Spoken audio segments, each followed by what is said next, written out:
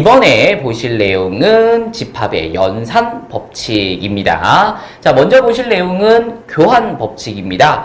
교환 법칙 처음 들어보시지는 않으실 거예요. 그쵸? 분명히 어디선가 들어보셨을 텐데, 어떤 거였었냐면은, 3 더하기 4랑 4 더하기 3은 같다라는 거죠. 뭐 당연히 같습니다. 자, 그랬을 때 이것을 덧셈에 대해서 교환 법칙이 가능하다 이렇게 얘기를 합니다. 곱셈 역시 가능하죠. 3 곱하기 4랑 4 곱하기 3은 같다가 되겠어요. 그래서 곱셈에 대해서도 교환 법칙이 가능하다라는 것을 확인하실 수가 있습니다. 자, 근데 무조건 자리 바꾸면 되는 거냐? 그건 아니다라는 거예요. 3에서 4를 뺀 것과 4에서 3을 뺀 것은 분명히 다름을 확인하실 수가 있을 겁니다. 그래서 뺄셈에 대해서는 교환 법칙이 성립하지 않음을 또 확인을 하실 수가 있겠어요. 자, 그랬을 때 합집합과 교집합에 대해서 교환 법칙이 성립을 한다라는 거죠.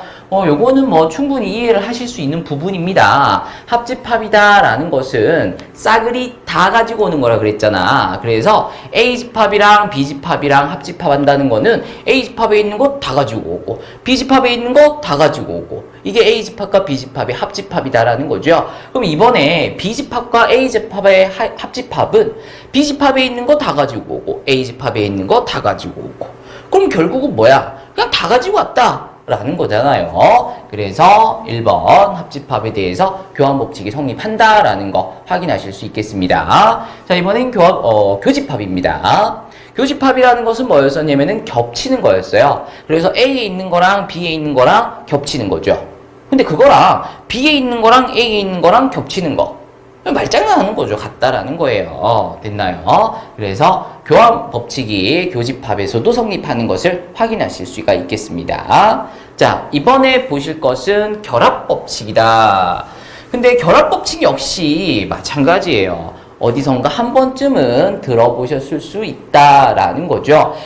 결합 법칙이라는 게 뭐였었냐면은 3 더하기 4 더하기 5랑 3 더하기 4 더하기 5에서 3이랑 4랑 먼저 더하고 5를 더한 것은 4랑 5랑 먼저 더하고 3을 더한 것과 같다라는 거죠. 그래서 결합법칙 같은 경우에는 계산의 순서를 조금 바꿔주는 정도로 생각을 해주시면 되겠고요.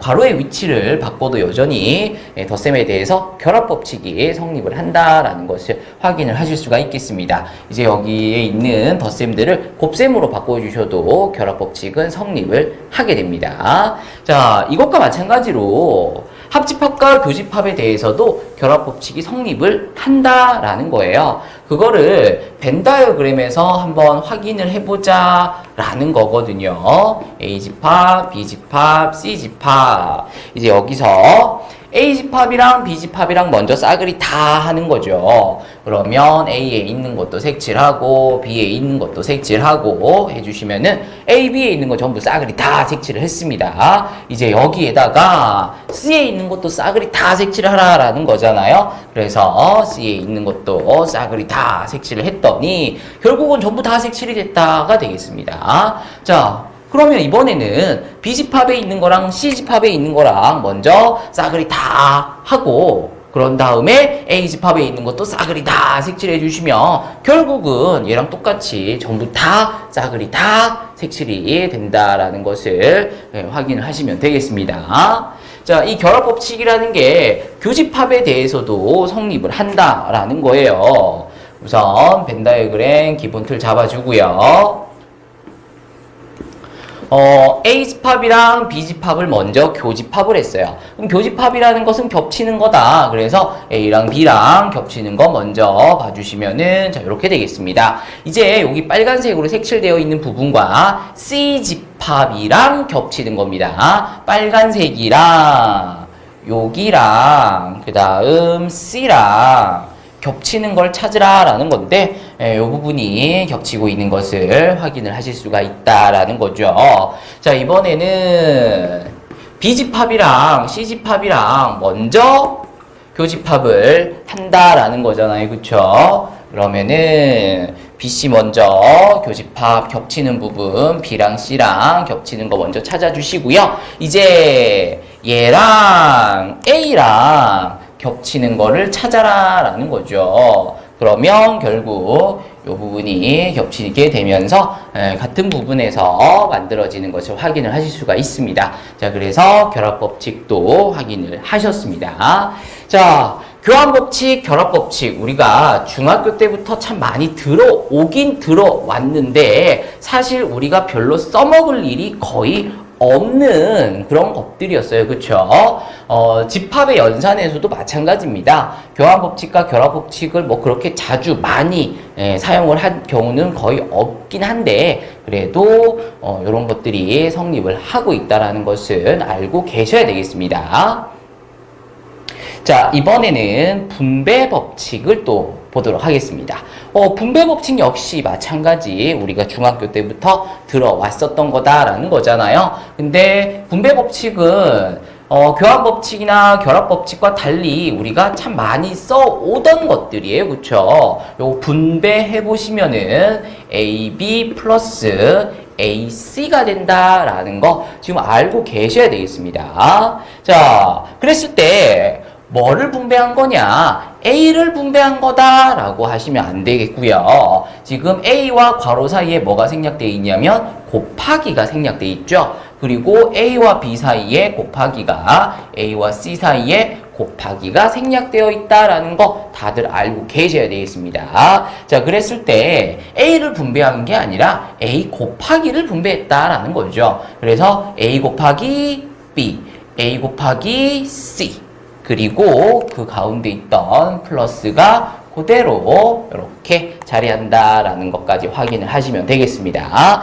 자, 그래서 이쪽 방향으로 가는 것을 분배법칙이다라고 하는데 그 반대 방향으로 가는 거 A 곱하기 똑같이 있네? 그러면 A 곱하기를 일단 묶어내고 그리고 남는 찌그레기들 B 남아있고 플러스 남아있고 C 남아있죠. 얘들을 괄호 안에 다 때려 박는 요거 역시 분배법칙이라고 합니다. 이쪽 방향으로 가는 것도 분배법칙이고요. 이쪽 방향으로 가는 것도 분배법칙이라는 거예요. 자, 요 느낌 요거 우리 참 많이 했거든요. 요 느낌 그대로 살려서 분배법칙을 한번 해보도록 하겠습니다. 자, A 합 B 교 C입니다.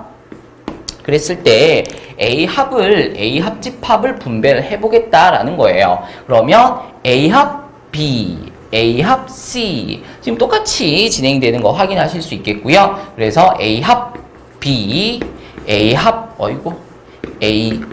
C 되겠고 그 가운데 있었던 교집합은 그대로 내려온다라는 것까지 확인을 해주시면 되겠습니다. 자, 그래서 이렇게 바꿔주는 것을 분배법칙이다라고 한다고요.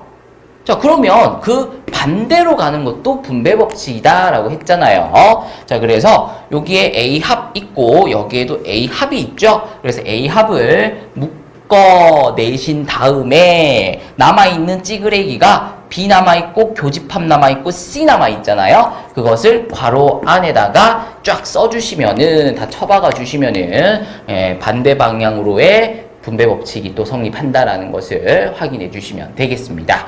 자, 동그라미 2번 또 한번 해볼게요. 이번에는 A 교집합을 분배를 하려고 하나 봐요. A 교집합 B 합 C인데 A를 분배하는 게 아니라고 A 교집합을 분배를 하는 거라고. 그래서 A교 B, A교 C 이렇게 된다라는 거죠. A교 B, A교 C 그리고 그 가운데 있던 합집합이 그대로 내려오는 것을 확인을 하시면 되겠습니다. 자, 그리고 그 반대 방향도 연습을 해주셔야 되겠어요. 그래서 A교 똑같이 들어가 있다라는 거잖아요. 그래서 A 교집합을 묶어내고요. 그리고 남아있는 찌그레기들을 괄호치고 그 안에 다 쳐박아 넣어주시면은 반대 방향으로의 분배법칙까지 성립한다라는 것을 확인하실 수가 있겠습니다. 자, 이번에 보실 내용은 드모르간의 법칙이에요. 자, 위에서 보셨던 이름들은 교환법칙, 결합법칙, 분배법칙 이런 것들은 우리가 중학교 때 한 번쯤은 들어보셨을 법도 한데 드모르간의 법칙이라는 것은 처음 들어보시는 겁니다. 자, 드모르간의 법칙입니다. 그렇게 어려운 내용은 절대 아니다라는 거. 자, 어떤 거냐면은 뭐 이런 거예요. 얘를 이렇게 바꿔줄 수도 있고 얘를 이렇게 바꾸어줄 수도 있다라는 건데 그냥 쉽게 생각해서 바꾼다 이렇게 하세요. 드모르간의 법칙 하지 말고 바꾸는 법칙 뭐 이렇게 하신다라는 거죠. 그래서 A 합집합 B인데 A를 바꾸면 뭐가 되지? A의 여집합이 됩니다. 선생님 그런 게 어딨어요? 그런 거 없어. 근데 그냥 우리끼리 그렇게 하자는 거죠. 그래서 A를 바꿔서 A의 여집합으로 합집합을 바꿔서 교집합으로 B를 바꿔서 B의 여집합으로 써주자라는 거죠. 그냥 우리끼리 그냥 이렇게 하자는 거예요. 자, 그럼 반대 방향으로도 A의 여집합을 A로 교집합을 합집합으로 B의 여집합을 B로 바꿔주신 다음에 전체 바꿔주시면 되겠다. 뭐 이렇게 하겠다는 거죠. 자, 그 다음 동그라미 2번입니다. 자, 그러면 A 교집합 B의 여집합은 어떻게 될 거냐 한번 해보자는 거죠. A는 뭘로 바꿔? A의 여집합으로, 교집합은 합집합으로, B는 B의 여집합으로 바꿔주자라는 겁니다. 자, 그러면 한 번만 더 연습해 볼게요. A랑 B의 여집합이랑 합집합을 여집합하면 드모르간의 법칙에 의해서 어떻게 바뀔 거냐라는 건데 A는 뭘로 바꾸고요? A의 여집합으로 바꾸고요. 합집합은 교집합으로 바꾸고요. B의 여집합은 B로 바꾸어 주시면은 드모르간의 법칙을 이용하여 다음과 같이 나타내었다라는 거죠. 특히 드모르간의 법칙은 언제 많이 사용되냐면 이쪽 방향으로 갈 때 사용이 많이 됩니다. 언제? 여가 많이 붙어 있을 때 드모르간의 법칙을 사용한다라는 것도 좀 기억을 해주시면 좋을 것 같습니다. 자, 그래서 집합의 여러 가지 연산 법칙을 모두 배웠어요. 자, 그러면은 다음의 것들과 우리가 지금까지 지난 시간까지 배웠었던 모든 내용들을 사용을 해서 한 가지 뭔가를 해볼 겁니다. 자, 그 옆에 메모장 있잖아요. 그 옆에 메모장에다가 적어주시면 되겠습니다. 자, 뭐였었냐면은 지난 시간에 잠깐 소개했었던 것 같아요. 대칭 차집합이라는 겁니다. 자, A-B랑 B-A가 합집합을 하면 결국 뭐가 되냐? A 합집합 B에서 A 교집합 B를 뺀 것과 같다라는 결론을 우리가 지난 시간에 끌어냈어요. 뭘 가지고? 벤 다이어그램을 이용을 해서 그랬었죠. 자, 그런데 이번에는 집합의 연산을 이용을 해서 얘를 이렇게 한번 바꿔보겠다라는 겁니다. 이 내용이 뭐 그렇게 중요한 내용은 아니긴 한데 한 8줄, 7줄, 8줄 정도 내려올 거거든요. 이거를 왜 할 거냐면은 이거를 처음부터 끝까지 한번 쭉 본인 스스로 하실 수 있게 되면은 교환법칙, 결합법칙, 분배법칙, 드모르간의 법칙 이외에 차집합 바꾸는 거 이런 것도 참 중요하죠. 이런 다양한 집합의 연산을 연습을 해볼 수 있는 그런 기회가 될 수 있기 때문에 한번 해보시라라는 겁니다. 자, 시작해 보겠습니다.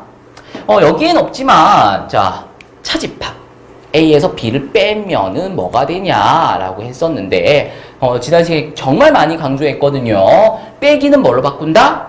빼기는 뭘로 바꾼다? 교여. 빼기는 교여. 교여. 빼기는 교여. 빼기는 교여로 바꾼다 그랬어요. 그래서 A교 B여 이렇게 되는 거죠. 그럼 얘는 빼기를 뭘로 바꾼다고? 교여 이렇게 바꾼다고. 이렇게 바꿀 수가 있겠습니다. 자, 이번에는 뭘 할 거냐면은 이거를 통째로 분배를 해볼 겁니다. 자, 그래 정신 똑바로 차려야 돼요. 분배한 덩어리가 크기 때문에 A교 B여 합을 분배하는 거죠. 뭐를?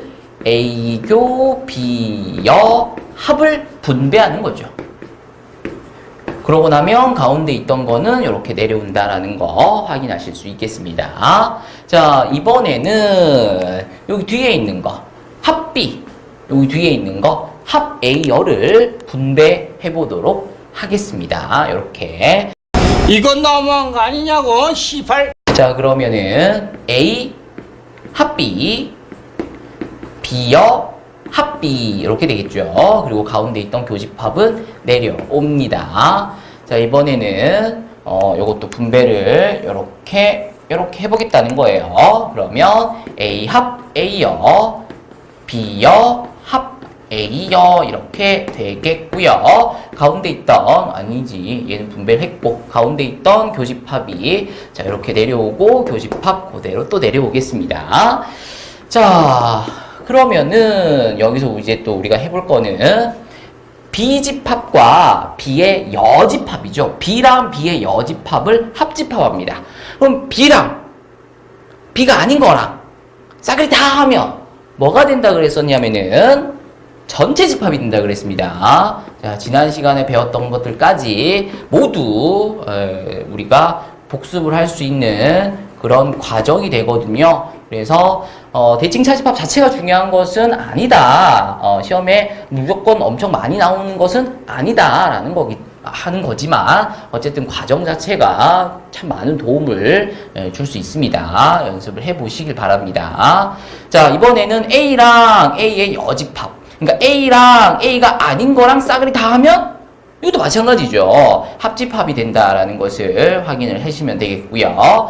요거는 뭐 내려오도록 하겠습니다. 요건 자리 바꿀까? A여 합 B여. 그러면 여기서 여기 내려올 때는 또 뭘 했냐면은 교환 법칙을 했다. 이렇게 또 보실 수가 있겠습니다. 자, 이번에는 A집합과 B집합의 합집합이랑 전체 집합을 교집합하면 그러니까 얘랑 전체랑 겹치는 게 뭐냐라는 건데 여기에 뭐가 오더라도 여기에 전체 집합이 오기 때문에 전체 집합이 있기 때문에 여기에 뭐가 오더라도 전체 집합과의 교집합은 그냥 얘가 돼버리는 거죠. 얘랑 전부 다랑 겹치는 건 그냥 얘인 거죠. 그래서 A 합 B가 내려오는 거 확인하시면 되겠고요. 이번에는 얘랑 전체 집합이랑 교집합이니까 또 얘가 또 내려오겠죠. A여 합 B여입니다. 자, 그러면 거의 다 왔어요. 아까 우리가 여여 이럴 때 우리 뭐 쓰기로 했냐면 드모르간의 법칙 쓰기로 했거든요. 그래서 드모르간의 법칙 사용해 주시면은 바꾸는 거라 그랬잖아요. A는 뭘로 바꿔? A의 여집합은 뭘로 바꿔? A로 바꾸고 합집합은 교집합으로 바꾸고 B의 여집합은 B로 바꾸고 전체 여집합 해주시면 된다라는 거죠. 자, 이제 마지막으로 교여는 뭐로 바꾼다고요? 교여는 차로 바꾼다라고 했습니다. 자, 그래서 마지막 내용이 합집합에서 교집합을 빼면 된다라는 거죠. 여기서부터 시작해서 쭉 내려와서 얘가 되는 것을 지난 시간에는 벤 다이그램으로 설명을 했고요. 이번에는 집합의 연산을 이용을 해서 한번 연습을 해봤습니다. 뭐 그렇게 어렵지는 않다라는 거죠. 지랄하고 자빠졌네. 이번에 보실 내용은 유한집합의 원소의 개수라는 내용입니다. 자, 이 내용은 학교 시험에 굉장히 출제율이 높은 문제이고요. 서술형 출제도 굉장히 잘 되는 문제이기 때문에 더더욱더 열심히 공부를 해 주셔야 되겠습니다. 일단 내용 자체는 그렇게 어렵지 않습니다. 자, 그리고 미리 말씀드리는데 이 유형의 문제는 풀이법이 두 가지가 있어요. 그래서 쌤이 그 문제풀이 영상에서도 요 관련된 문제들은 모두 두 가지로 풀이를 해드리고 있을 겁니다. 첫 번째는 뭐냐면은 벤 다이어그램을 이용을 해서 문제를 푸는 거고요. 그리고 두 번째는 집합의 연산을 이용을 해서 푸는 건데 요 두 개가 확실히 차이가 나요. 벤 다이어그램으로 푸는 게 훨씬 더 쉽다라는 거죠. 그럼 쌤, 벤 다이어그램만 가지고 그냥 풀면 되겠네요? 라고 생각하실 수 있는데 문제는 이 문제가 어디에 출제될 수 있다고요? 서술형에 출제가 될 수 있다는 거죠. 서술형에 출제가 됐을 경우 벤 다이어그램을 이용해서 이 문제를 풀 경우 답만 맞는 그런 상황이 펼쳐질 수가 있습니다. 그래서 학교 선생님께 반드시 물어보셔야 돼요. 학교 선생님께서 이 부분에 대한 내용을 설명을 하실 때 한번 여쭤보시는 거죠. 선생님!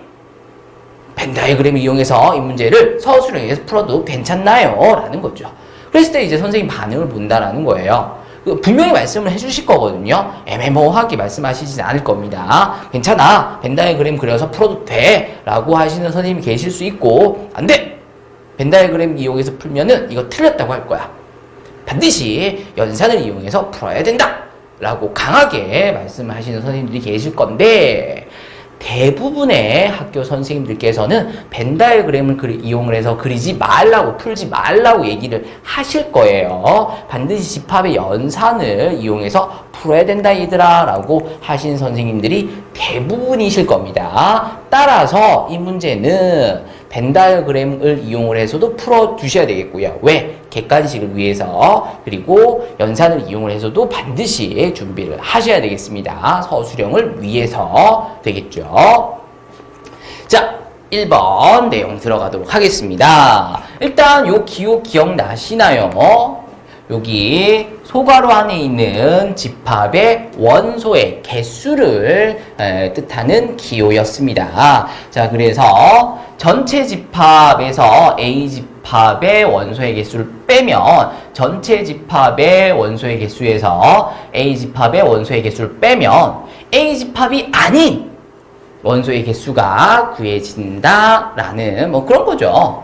자, 그리고 두 번째입니다. A집합에서 B집합, 그러니까 차집합의 원소의 개수는 A집합의 원소의 개수에서 교집합의 원소의 개수를 빼주시면 된다라는 거죠. 요거는 이제 벤 다이어그램 이용해서 설명을 드리자면은 전체 집합도 필요 없겠네. 그냥 A집합과 B집합에서 A 빼기 B는 A 반달이잖아요. 그쵸?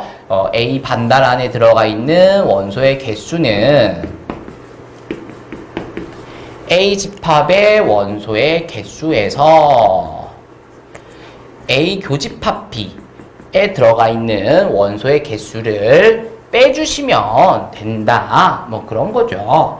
자, 세 번째입니다.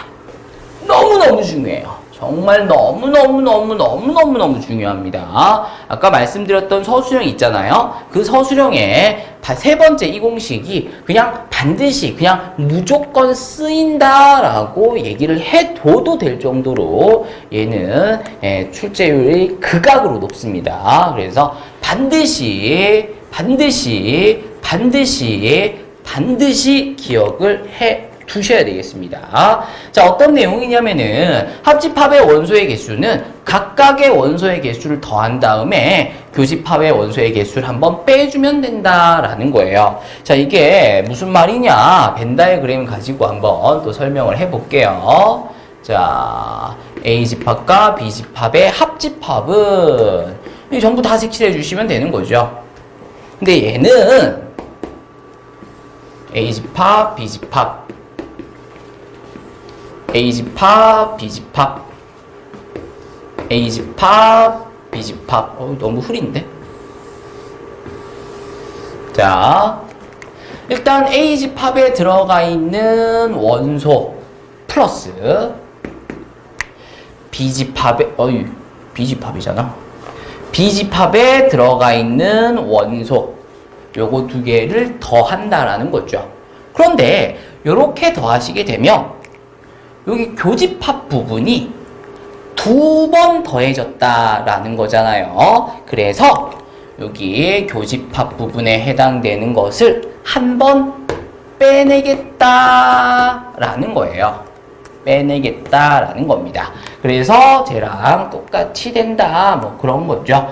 요 공식 반드시 암기를 해주시고요. 예제 한번 들어가 보도록 하겠습니다. 자, 집합 A, B가 전체 집합 U의 부분 집합이랍니다. 자, 그리고 전체 집합 U가 20개고요. A 집합의 원소의 개수는 10개고요. B 집합의 원소의 개수는 13개랍니다. 자, 그리고 합집합의 원소의 개수는 또 17개다라고 주어졌어요. 자, 그랬을 때 A의 여집합과 B의 여집합의 합집합의 원소의 개수를 구하시오. 이렇게 돼 있어요. 일단 이 문제를 벤 다이어그램을 이용해서 한번 풀어보도록 하겠습니다. 자, 벤 다이어그램으로 그리는 것만 영상 보시고 넘어가시는 분들은 절대로 안 됩니다. 자, A 집합, 부분 집합이라고 했으니까 이렇게 그려주시고요. 전체 집합의 원소의 개수가 20개랍니다. 그때 그 20을 여기 안에다가 여기 안에 어딘가에 쓰지 마세요. 절대로 안 됩니다. 여기 옆에다가 U 옆에다가 괄호 치시고 이렇게 20 이렇게 적어주시길 바랍니다. 다 이유가 있어요. 그리고 A 집합의 원소의 개수가 10개라고 해서 여기다가 10을 적으시면 안 됩니다. A 집합의 원소가 10개라고 하니까 옆에 괄호 치고 10. 그러면 B 집합의 원소의 개수가 13개니까 여기다가는 괄호 치고 13 이렇게 적어 달라라는 거죠. 자, 그리고 합집합의 원소의 개수가 17개랍니다. 근데 A랑 B랑 더하면 몇 개야? 23개잖아. 근데 합집합은 17개래. 분명히 이거 두 개 더하면은 23개인데 얘는 17개야. 그럼 갑자기 6개가 어디서 가지고 온 거야? 아니라는 거죠. 6개가 겹치고 있다는 거예요.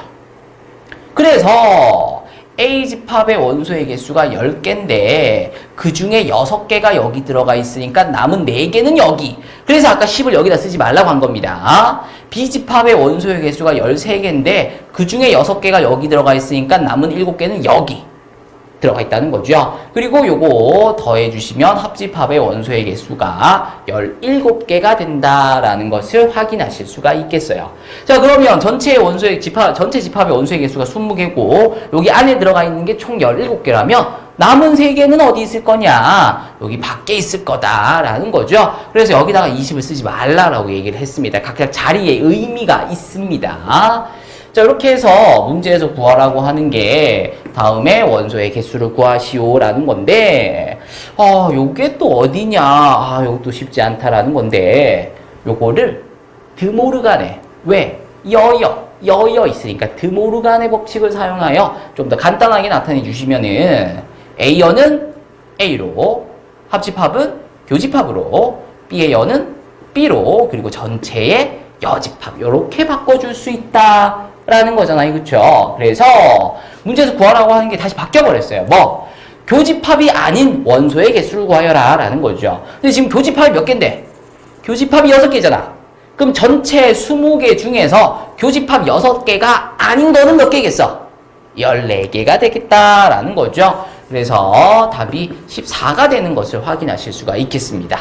자, 요 문제가 이제 객관식으로 출제가 됐다라면 이렇게 문제를 풀 수 있다라는 거죠. 자, 그런데 서술형으로 출제가 되는 경우 또는 선생님 저희 학교에서는 서술형이 안 나옵니다. 그러면 저희는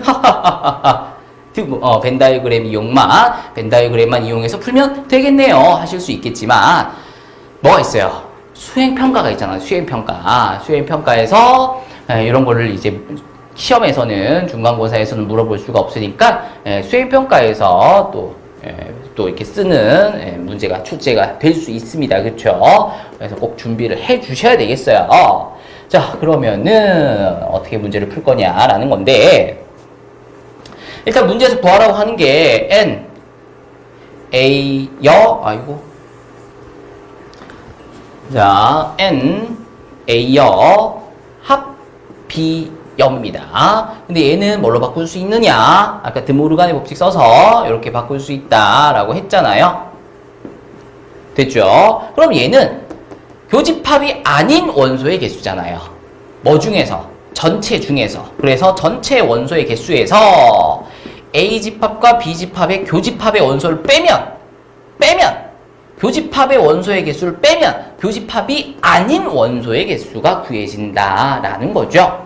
자, 그러면 문제에서 전체 집합의 원소의 개수는 20개다라고 주어졌으니까 뭐만 구하면 되냐면은 교집합의 원소의 개수만 구하시면 되는데 문제에서 교집합의 원소의 개수는 안 구해졌네요. 그 대신 뭐가 주어졌냐면은 합집합의 원소의 개수는 정말 중요하다 그랬습니다. 각각의 집합의 원소의 합에다가 원소의 개수에다가 교집합의 원소의 개수를 빼주시면 된다라 그랬죠. 이건 정말 너무너무 중요하다 그랬습니다. 자, 그랬을 때 문제에서 얘가 17개다라고 주어졌고요. 얘는 10개, 얘는 13개, 얘는 모르니까 x입니다. 자, 그러면 17은 23-x, 그러면 x는 6이 되면서 20-6은 14.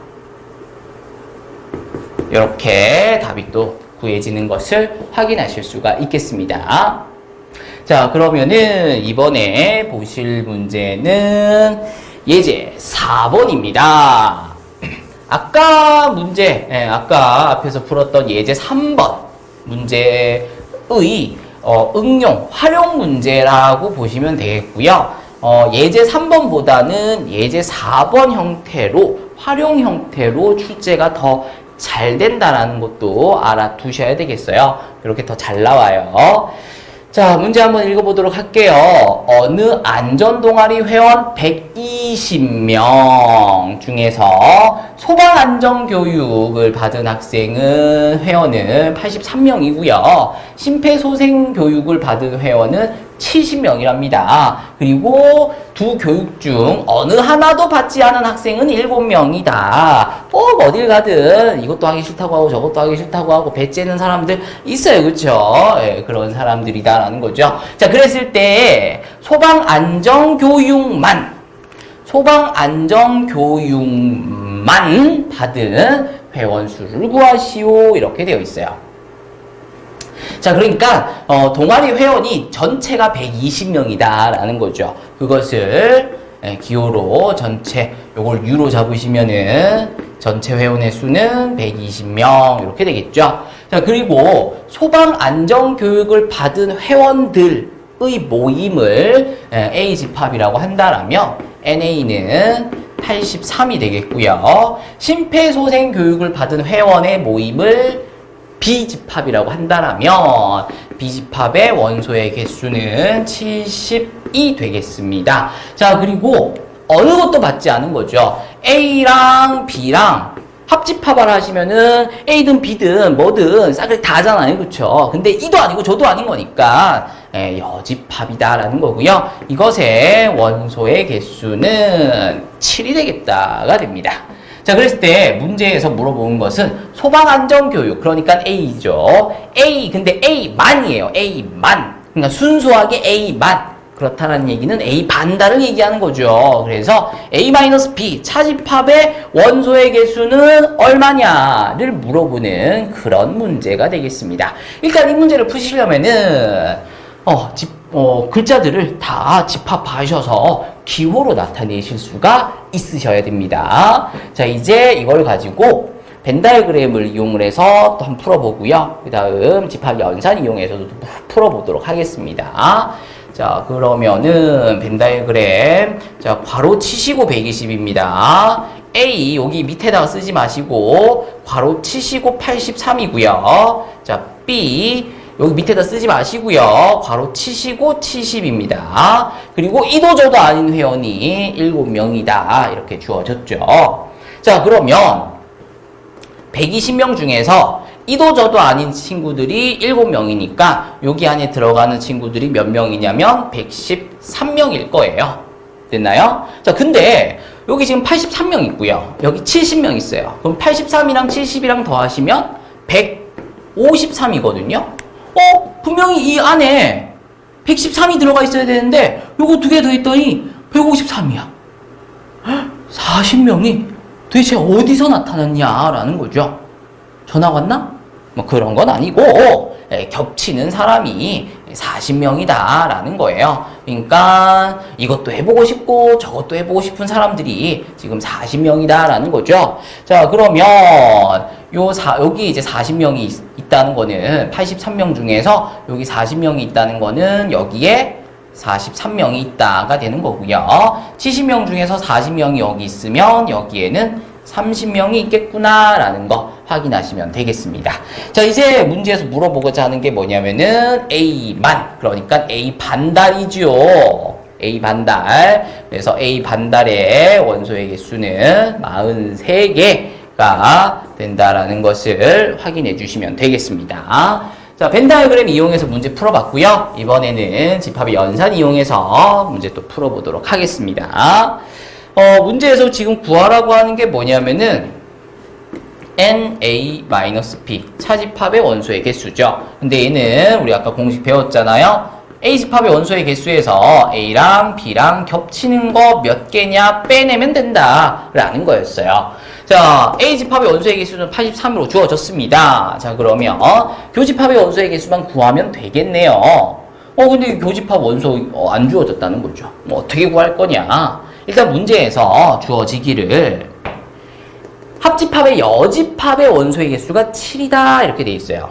자, 그러면 합집합의 원소의 개수는 전체 집합의 원소의 개수에서 합집합이 아닌, 여집합 아닌 원소를 빼내시면은 합집합의 원소의 개수가 구해진다라는 거잖아요. 그래서 얘가 120이고 얘가 7이니까 빼서 113이 된다라는 거 확인하시면 되겠고요. 너무 중요한 공식이죠. 합집합의 원소의 개수는 각각의 집합의 원소의 개수를 더하고 거기에다가 겹치는 교집합의 원소의 개수를 빼주시면 된다라는 거. 자, 그랬을 때 얘가 113인 거 여기서 확인했고요. A는 83인 거 문제에 주어졌고 B 70인 것도 주어졌고요. 그러면 이제 얘가 얼마냐? X 잡도록 하겠습니다.